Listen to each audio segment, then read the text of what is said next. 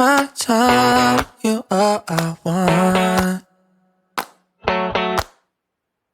Neither of us wanna be alone. Halo, Assalamualaikum warahmatullahi wabarakatuh. Shalom, Om Swastin, Astu, Namo Buddhaya, dan salam kebajikan. Kepada yang saya hormati Bapak Dr. Parto, MPD, dan Ibu Adenarsi Averius Rahman, MPD, selaku pengampu mata kuliah membaca, dan teman-temanku yang berbahagia. Perkenalkan, nama saya Anfiul Maulida dengan NIM 240210402083 dari PBSI kelas C. Video ini saya buat untuk memenuhi tugas UAS mata kuliah membaca. Di sini saya akan melakukan praktek membaca nyaring untuk artikel. Nah, artikel adalah salah satu wadah untuk memperoleh informasi. Artikel disusun berdasarkan opini dan data-data yang dikumpulkan penulis. Artikel umumnya punya 4 struktur, ada judul, pendahuluan, isi, penutup, dan referensi. Nah, topik artikel sendiri bisa bermacam-macam, tergantung tren yang sedang populer, ataupun kebutuhan para pembaca atau keperluan akademik. Seperti contohnya ada artikel ilmiah, artikel opini, ataupun artikel kesehatan, dan masih banyak lagi.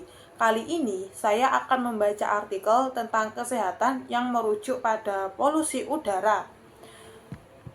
Judul dari artikel ini adalah Upaya Pengendalian Polusi Udara di Indonesia, Regulasi Emisi dan Peningkatan Transportasi Publik. Nah, polusi udara di Indonesia semakin menjadi masalah serius yang perlu mendapatkan perhatian lebih. Banyak kota besar seperti Jakarta, Surabaya, dan Bandung mengalami peningkatan kualitas udara yang mengkhawatirkan dengan kadar polusi yang jauh melebihi ambang batas yang direkomendasikan oleh Organisasi Kesehatan Dunia atau bisa disingkat WHO. Polusi udara di Indonesia sebagian besar disebabkan oleh kendaraan bermotor, industri, dan pembakaran sampah. Oleh karena itu, regulasi emisi yang ketat dan peningkatan sistem transportasi publik menjadi dua langkah kunci dalam mengurangi dampak polusi udara bagi kesehatan masyarakat. Regulasi emisi di Indonesia adalah langkah awal yang positif. Salah satu langkah pertama yang diambil pemerintah Indonesia untuk mengendalikan polusi udara adalah dengan memperkenalkan kebijakan pembatasan emisi. Pemerintah melalui Kementerian Lingkungan Hidup dan Kehutanan telah menerapkan regulasi yang membatasi emisi gas buang dari kendaraan bermotor, termasuk penerapan standar Euro 4 untuk bahan bakar dan kendaraan. Langkah ini bertujuan untuk mengurangi emisi gas berbahaya seperti karbon monoksida, nitrogen oksida, dan partikel halus yang berbahaya bagi kesehatan. Di Jakarta, kebijakan seperti sistem ganjil genap untuk pembatasan kendaraan juga merupakan upaya untuk mengurangi kemacetan dan polusi udara.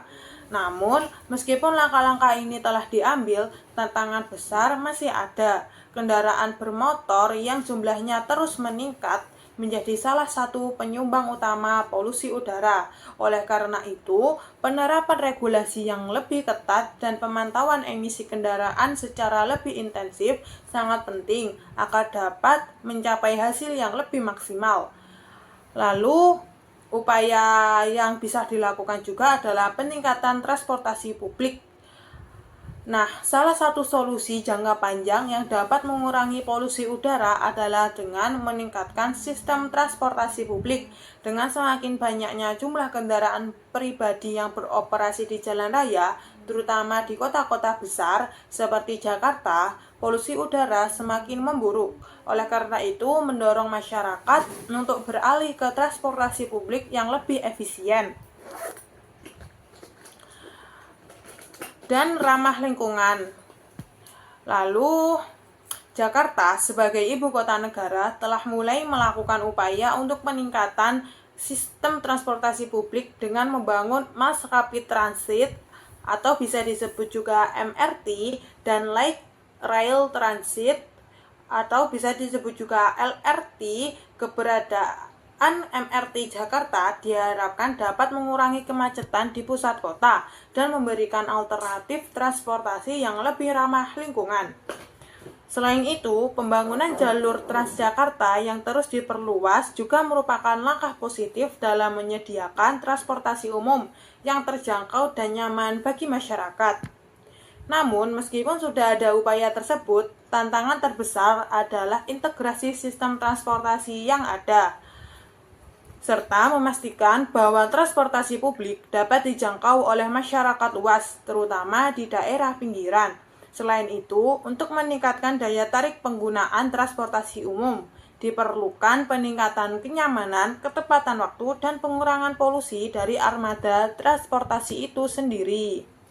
Nah, di sini ada juga dampak polusi udara terhadap kesehatan masyarakat.